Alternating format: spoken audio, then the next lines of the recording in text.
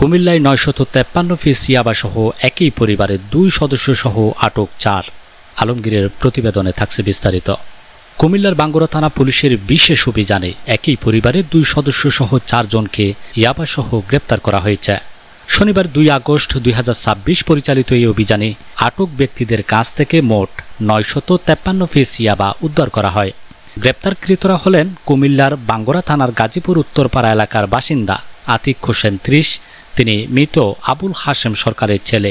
একই ঘটনায় আতিকের পরিবারের সদস্য নাসিমা আক্তার, মৃত আবুল হাশেম সরকারের স্ত্রীকেও গ্রেপ্তার করা হয়েছে।